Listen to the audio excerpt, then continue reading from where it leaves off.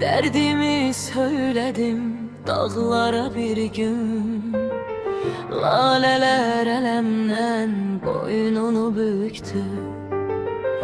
Kayalar belinden bir ağır yükü, sanki silkelenip dereye töktü.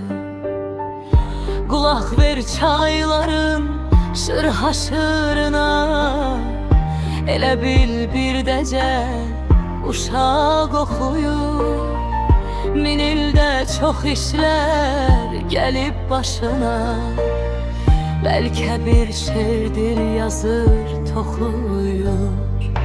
Gör neçə tufana sinə gəlmişəm, gəmimin yelkəni cırılıb indi.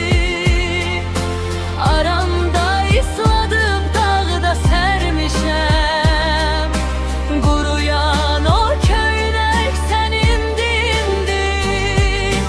Gör neçə tufana sinə gəlmişəm, gəmimin yelkəni cırılıb indi.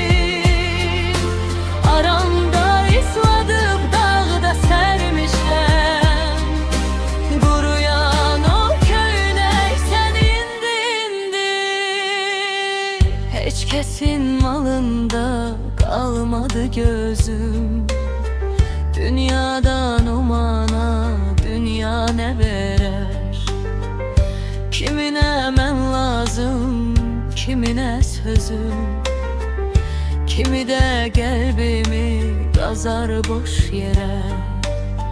Fikirdən fikirə olsa da sərhəd, onu aşmaq üçün bir ağıl gərək.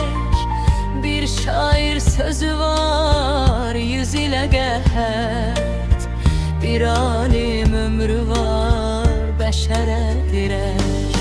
Nağıldır bu həyat, oynadır bizi, cırtdanı dibinə badalaq gəlir.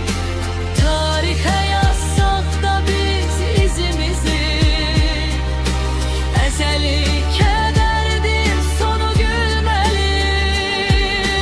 Nağıldır bu həyat, oynadır bizi, cırtdanı dibinə badalaq gəlir. Tarixə yazsaq da biz izimizi, əzəli kədərdir sonu gülməli. Daşını daş üstə qoyan olmadı, uçurtduq, dağıtdıq əvəzində biz. Dünyadan qalarsa qurucadı, de onda haraya yetər əlimiz. Gör neçə tufan